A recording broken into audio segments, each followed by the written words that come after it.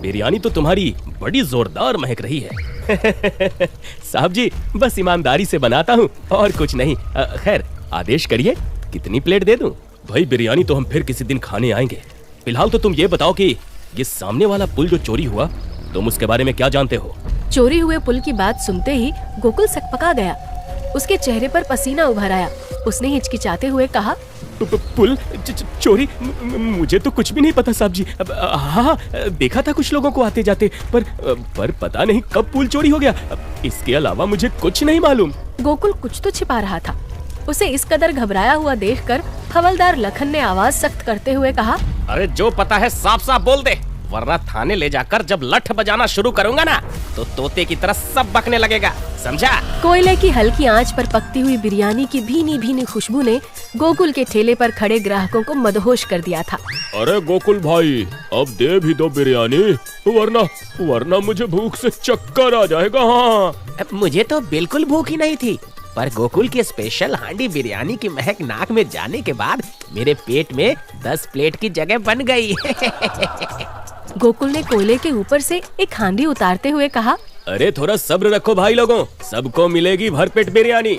बस थोड़ा अपने गांव की बुजुर्ग काकी को तो पहले चखने दो, उनका इस बिरयानी के बारे में बोलना जरूरी है। इतना बोलकर गोकुल ने हांडी का ढक्कन खोला और गर्मा गर्म बिरयानी प्लेट में निकाली। घी में पकी हुई खिले हुए चावल और नरम पीसों वाली बिरयानी की रंगत देखकर कई ग्राहकों के मुंह से लार टपक गई। फिर उस बिरयानी को गोकुल दूर बैठी काकी के पास ले गया और उन्हें खिलाते हुए बोला, काकी, अब बताओ ये नए तरीके से पकी हुई हांडी बिरयानी कैसी है? अरे वाह रे मेरे गोकू, मैंने आज तक इतनी स्वादिष्ट बिरयानी नहीं खाई। क्या रंगत, क्या खुशबू, क्या स्वाद, वाह वाह, मजा आ गया। ले तू भी खा। इतना बोलते हुए काकी ने गोकुल के मुंह में ही बिरयानी का निवाला डाल दिया। गोकुल आंख बंद करके बिरयानी का स्वाद ले ही रहा था कि तभी उसकी आंख खुल गई।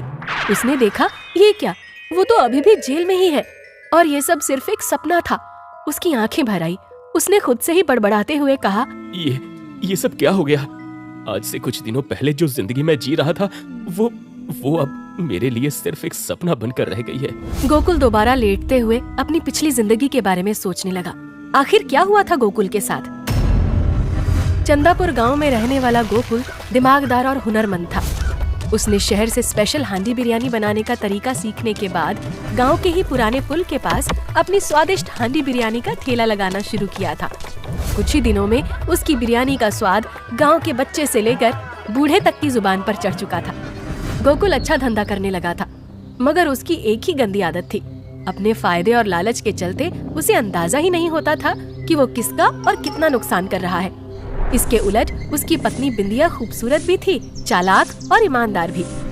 एक रोज सुबह सुबह गोकुल अपनी पत्नी के साथ बिरयानी बेच रहा था कि तभी गांव की बूढ़ी काकी अपने 10 साल के पोते के साथ उसके ठेले पर आते हुए बोली, अरे गोकू बेटा, झटपट मेरे लिए 1 प्लेट और मेरे पोते के लिए हाफ प्लेट बिरयानी लगा दे। अभी लो काकी, आपकी गर्मा गर्म बिरयानी। इतना बोलते हुए गोकुल ने 2 फुल प्लेट बिरयानी लगाकर काकी को दे दी। काकी ने भी ध्यान नहीं दिया और दोनों बिरयानी खाने लगे। काकी ने तो अपनी प्लेट खा ली, मगर उसके पोते ने आधी बिरयानी छोड़ दी। ये देखकर काकी ने गोकुल से कहा, अरे गोकू बेटा, तूने क्या मेरे पोते को फुल प्लेट बिरयानी दी थी? हाँ काकी, मैंने आप दोनों को फुल प्लेट बिरयानी दी है। पर मैंने तो इसे हाफ प्लेट देने को कहा था। अरे काकी, मैंने सुना नहीं। अब आपको 2 प्लेट के पैसे देने पड़ेंगे। ये तो गजब हाल है बेटा, मैंने तुझसे आधा मांगा था। अब मैं इस बिरयानी का क्या करूं? वो सब मुझे नहीं पता काकी, या खाओ या फेंक दो, मगर पैसे तो दोनों के देने पड़ेंगे। वाह बेटा, गलती तुम्हारी और सजा मैं भुगतूं। काकी ने किसी तरह जबरदस्ती वो हाफ प्लेट बिरयानी खाई और दोनों प्लेट के पैसे देकर चली गई। उसी शाम जब गोकुल अपने घर पहुंचा तो उसकी बीवी ने बोला, सुनो जी, ये सब अच्छा नहीं। सुबह मैंने भी सुना था काकी ने अपने पोते के लिए हाफ प्लेट बिरयानी ही मांगी थी और आपने पैसे बनाने के चक्कर में उन्हें फुल प्लेट दे दिया। हाँ, जानबूझकर दिया था। ये हाफ प्लेट में घाटा लगता है मुझे। ऐसा कौन सा पहाड़ टूट पड़ा काकी पर जो 2 प्लेट बिरयानी उन्हें भारी पड़ गई? बात पैसे की नहीं है जी, काकी की सेहत की है। इस बुढ़ापे में जबरदस्ती बिरयानी खाकर उनकी तबीयत खराब हो गई। आपका लालच और सिर्फ अपना फायदा देखना एक दिन आपको बहुत भारी पड़ सकता है। अरे भगवान, हो गया हो तेरा ज्ञान, तो 2 रोटी खिला दे। वैसे भी मेरी चतुराई की कदर तो तुझे शुरू से ही नहीं है। बिंदिया जानती थी कि गोकुल को समझाना मतलब पानी पर लिखने जैसा था, इसलिए उसने इस बारे में कोई और बात नहीं की। दोनों ने खाना खाया और सो गए। इस घटना को कई दिन गुजर गए। एक रोज इलाके के डीएम साहब चंदापुर गांव का दौरा करने आए। डीएम साहब और उनका पीए मनोज अपनी कार से चलते हुए गांव की साफ सफाई, स्ट्रीट लाइट और हैंडपंप की सुविधा देख रहे थे। सर, जिस हिसाब से हमने और गांव के सरपंच देखे, उस हिसाब से चंदापुर गांव के सरपंच काफी ईमानदार हैं। सड़कों की सफाई, मरम्मत, स्ट्रीट लाइट और पानी की व्यवस्था सब कुछ अव्वल दर्जे का कर रखा है। हाँ मनोज, जिस हिसाब से हम बिना बताए यहाँ दौरा करने पहुँचे हैं, उस हिसाब से तो देखकर यही लगता है कि सरपंच बाबू काफी ईमानदार हैं। कार नदी के किनारे वाले रास्ते पर चल रही थी। दोनों बातें ही कर रहे थे कि तभी मनोज की नजर नदी की तरफ गई। बाहर देखते ही मनोज चौंकते हुए अपनी आंखें रगड़ रगड़ कर बाहर देखने लगा। है? सर, गजब हो गया। इतना बड़ा कांड, बाप रे। डीएम साहब ने भी बाहर देखा। पहले तो वो कुछ समझ नहीं पाए, फिर दिमाग पर जोर देने के बाद वो भी चौंक पड़े। है? चंदापुर गांव की नदी पर बना लोहे का वो पुराना पुल कहाँ गायब हो गया? पहले तो मनोज ने उस जगह की फोटो खींची, फिर अपने फोन से कई सारे लोगों को फोन करके तुरंत पंचायत भवन पहुंचने के लिए बोला।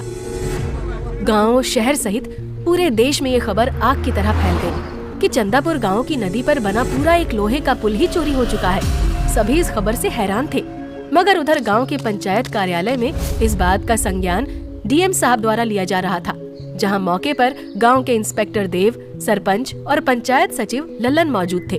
डीएम साहब ने गुस्से में तमतमाकर कहा, इतना बड़ा हादसा आप लोगों के गांव में आपकी नाक के नीचे हो गया और आप कहते हैं कि आप लोगों को खबर नहीं। सर, हम तो कुछ दिनों के लिए शहर गए हुए थे, अपनी आंखों का इलाज करवाने। अभी कल ही वापस आए। पर आप चिंता मत करिए, हम जल्द से जल्द उन चोरों का पता लगा लेंगे। तुम और तुम्हारा प्रशासन पूरी तरह से निकम्मा है सरपंच। तुम्हें पता है पूरे देश में हमारे गांव और राज्य की कितनी बेइज्जती हो रही है? सर, ये बड़ी गलती है जो कि हमारी तरफ से हुई है, पर आप बिल्कुल भी फिक्र मत करिए सर। अगले 15 दिनों में हम इस घटना के असली अपराधियों को सामने ला कर रहेंगे। जी सर, हम जल्द से जल्द इस घटना की सारी अपडेट आपको देंगे। मात्र 15 दिन। इन 15 दिनों में हमें अपराधी सलाखों के पीछे चाहिए, वरना सभी की कुर्सी खतरे में आ जाएगी। अंडरस्टैंड? Yes sir. डीएम साहब सभी को वार्निंग देकर वहाँ से चले गए। अगली सुबह गोकुल हांडी बिरयानी से अपना ठेला सजा ही रहा था कि तभी पुलिस की जीप आकर वहाँ रुकी और इंस्पेक्टर और हवलदार ने उतरते हुए कहा, वाह गोकुल भाई, बिरयानी तो तुम्हारी बड़ी जोरदार महक रही है। साहब जी, बस ईमानदारी से बनाता हूँ और कुछ नहीं। खैर, आदेश करिए, कितनी प्लेट दे दूं? भाई, बिरयानी तो हम फिर किसी दिन खाने आएंगे। फिलहाल तो तुम ये बताओ कि सामने वाला पुल जो चोरी हुआ, तुम उसके बारे में क्या जानते हो? चोरी हुए पुल की बात सुनते ही गोकुल सकपका गया। उसके चेहरे पर पसीना उभर आया। उसने हिचकिचाते हुए कहा, पुल चोरी? मुझे तो कुछ भी नहीं पता साहब जी। हाँ, देखा था कुछ लोगों को आते जाते, पर पता नहीं कब पुल चोरी हो गया। इसके अलावा मुझे कुछ नहीं मालूम। गोकुल कुछ तो छिपा रहा था। उसे इस कदर घबराया हुआ देखकर हवलदार लखन ने आवाज सख्त करते हुए कहा, अरे जो पता है साफ साफ बोल दे, वरना थाने ले जाकर जब लठ बजाना शुरू करूंगा ना, तो तोते की तरह सब बकने लगेगा, समझा? थाने और लठ का नाम सुनकर गोकुल और ज्यादा डर गया।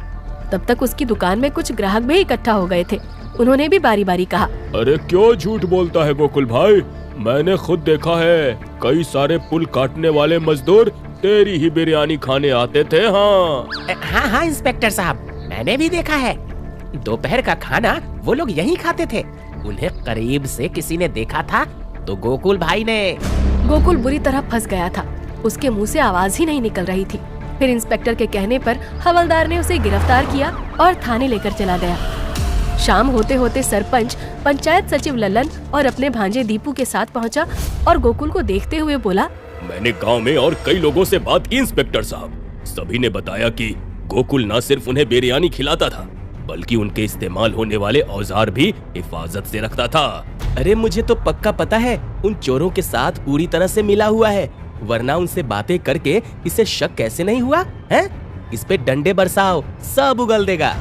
गोकुल बुरी तरह फंस चुका था। उधर जब ये बात बिंदिया को पता चली कि गोकुल को पुलिस ले गई है, तो वो दौड़ी दौड़ी सरपंच के बंगले पर पहुंची, जहां सरपंच अपने भांजे दीपू से बातें कर रहा था। सरपंच जी, अब आप भी कुछ कर सकते हैं। आपको तो पता है वो लालची और मतलबी जरूर है, पर मेरे पति ऐसा नहीं कर सकते। उन्हें बचा लीजिए। देखो बिंदिया, मैंने इस गांव और गांव के लोगों का हमेशा भला सोचा है। मैं सभी की मदद के लिए हूँ, पर इस वक्त मामला थोड़ा गंभीर है। सारे गांव भर और पुलिस के आरोप गोकुल के ही खिलाफ हैं। मैं इस वक्त तुम्हारी कोई मदद नहीं कर सकता। बिंदिया अपने आप को काफी असहाय महसूस कर रही थी। उसे समझ नहीं आ रहा था कि ऐसी स्थिति में वो किसकी मदद ले, मगर फिर उसमें न जाने कहां से आत्मबल आ गया। अब वो खुद ही अपने पति को बेगुनाह साबित करने के लिए कमर कस चुकी थी। कुछ देर बाद पुलिस थाने में बिंदिया इंस्पेक्टर के सामने खड़ी थी। तो तुम हो इस चोर की पत्नी? हमने इसे रात भर पीटकर सच उगलवाने की कोशिश की, मगर इसने कुछ नहीं कबूल किया। इससे कहो, अगर ये तुम दोनों की जिंदगी सलामत चाहता हो तो अपना जुर्म कबूल कर ले। जी इंस्पेक्टर साहब, मैं इन्हें यही समझाने आई हूँ। बस आप मुझे इनसे अकेले में 5 मिनट बात करने दीजिए। इंस्पेक्टर के इशारे पर हवलदार ने बिंदिया को गोकुल से बात करने दी, जहाँ बिंदिया को देखते ही गोकुल रोते हुए बड़बड़ाने लगा। मैंने कुछ नहीं किया है बिंदिया। मेरा सिर्फ इतना कसूर था कि मुझे उन लोगों पर शक था, पर मैंने अपनी बिरयानी के मुनाफे के चक्कर में किसी को नहीं बताया, क्योंकि रोज 50 प्लेट बिरयानी ज्यादा बिक रही थी। ये भगवान ने मुझे मेरे लालच का ही फल दिया है। आप पहले रोना बंद करो जी। मैं जमीन आसमान एक कर दूंगी आपको बेगुनाह साबित करने में, और असली मुजरिमों को भी पकड़वाऊंगी। बस मैं जैसा कहती हूँ वैसा करो। फिर बिंदिया ने गोकुल के कान में कुछ बताया और वहाँ से चली गई। अगले कई दिनों तक बिंदिया इलाके से सीसीटीवी खंगालती रही, लोगों से पूछताछ करती रही। उसे गोकुल ने बताया था कि पुल काटने वाले चोर इस गांव के नहीं लग रहे थे, पर उसे ये यकीन था कि गांव में किसी ने तो उनकी मदद की है। एक रात ऐसे ही बिंदिया जब सो रही थी, तभी एक बड़ा पत्थर खिड़की से आकर अंदर गिरा। बिंदिया डर गई। उसने देखा पत्थर के साथ एक कागज का टुकड़ा भी था, जिस पर लिखा था, हमारे बारे में ज्यादा जांच पड़ताल करना तुझे भारी पड़ सकता है, इसलिए चुपचाप ये गांव छोड़कर चली जा। बिंदिया पहले तो डर गई, फिर उसने चौंकते हुए कहा, ये राइटिंग तो मैं पहचानती हूँ। ये तो। आने वाले दिनों में बिंदिया गांव से गायब हो चुकी थी। इधर गोकुल भी हिम्मत हार चुका था। उसने अपना जुर्म पुलिस के सामने कबूल कर लिया था। आज उसकी मजिस्ट्रेट के सामने पेशी होनी थी। उसके बाद वो हमेशा के लिए जेल में ही रहने वाला था। सरपंच और सचिव सहित गांव के और लोग भी थे थाने में। फिर इंस्पेक्टर ने कहा, हवलदार, गोकुल को खिला पिलाकर तैयार रखो। आज इसकी मजिस्ट्रेट साहब के सामने पेशी है, जहाँ ये अपना जुर्म कबूल करेगा और फिर इसे जो सजा मिलेगी उसके हिसाब से देखेंगे। तभी थाने में बिंदिया दाखिल होते हुए बोलती है, अरे ऐसे कैसे मनमानी सजा हो जाएगी इंस्पेक्टर साहब, जब बिंदिया सच्चा सबूत लेकर आई है अपने साथ। इतना बोलते हुए बिंदिया ने एक कैमरा इंस्पेक्टर के टेबल पर रख दिया। इंस्पेक्टर ने जैसे ही कैमरा ऑन किया, एक वीडियो चलने लगा, जिसे पूरा देखने के बाद इंस्पेक्टर उठकर सरपंच जी के पास गया और उन्हें हथकड़ी पहनाते हुए बोला, ये तो वही हाल हो गया सरपंच जी, बगल में छोरा और नगर में ढिढोरा। अरे हम तो समझ ही नहीं पाए इस ईमानदार छवि के पीछे एक शातिर चोर छिपा है। ये क्या बेहुदा मजाक है इंस्पेक्टर? मैंने कुछ नहीं किया। गांव वाले जानते हैं मैं शरीफ आदमी हूँ। इस औरत ने आपको मेरे खिलाफ भड़काया है। हाँ, अरे ये या मैं झूठ बोल सकते हैं, ये कैमरे की रिकॉर्डिंग तो झूठ नहीं बोलेगी ना। इंस्पेक्टर वहाँ मौजूद बाकी लोगों को भी रिकॉर्डिंग दिखाता है, जिसमें सरपंच जी चोरों के गिरोह के साथ पुल चोरी करने का प्लान बना रहे थे। सभी हैरान थे और सरपंच जी अपना भांडा फूटने के बाद गिड़गिड़ा रहे थे, मगर इंस्पेक्टर ने उनकी एक ना सुनी, उन्हें हवालात में डाल दिया और गोकुल को बाइज्जत बरी कर दिया। फिर सबके जाने के बाद इंस्पेक्टर ने बिंदिया से कहा, अरे वाह बिंदिया, तुमने तो कमाल कर दिया, पर तुम्हें ये कैमरा मिला कहाँ से? मैं अपने हिसाब से इस केस की छानबीन कर रही थी सर। फिर एक दिन मेरे घर में किसी ने एक पत्थर फेंका, जिसमें लिपटे हुए कागज में मेरे लिए गांव छोड़ने की धमकी थी। मैंने जैसे ही वो पढ़ा, मैं राइटिंग पहचान गई, क्योंकि पहले मैं गांव के आंगनबाड़ी में पढ़ाती थी। ये किसी और की नहीं, बल्कि सरपंच के भांजे दीपू की लिखावट थी। उसकी राइटिंग देखकर मैं समझ गई कि इसमें सरपंच जी का भी हाथ हो सकता है। फिर मैं अपना घर छोड़कर दूसरी जगह रहते हुए दीपू को ब्लैकमेल करने लगी कि मैं उसे जेल भिजवा दूंगी। कुछ दिनों तक डराने के बाद उसने कबूल किया कि उसने सरपंच जी के कहने पर ऐसा किया। फिर क्या था, थोड़ा और चढ़ाने के बाद उसने सरपंच जी की छिपकर रिकॉर्डिंग की हुई वीडियो भी मुझे भेज दी, जो मैं आपके पास लेकर आई हूँ। मगर दीपू है कहाँ? फिलहाल तो वो भाग गया है इंस्पेक्टर साहब, मगर बहुत जल्दी वो भी आपकी गिरफ्त में होगा। पुलिस थाने से गोकुल को लेकर जाते हुए बिंदिया ने कहा, देखा पतिदेव जी, आपकी बिंदिया का कमाल। इसीलिए मैं कहती थी, लालच बुरी बला। तुमने सही कहा था बिंदिया, लालच बुरी बला है। अब तो मैं बिना आधार कार्ड के किसी को बिरयानी नहीं बेचूंगा। हाँ। उसकी इस बात पर सभी हंस पड़ते हैं और फिर बिंदिया गोकुल के साथ वहाँ से चली जाती है।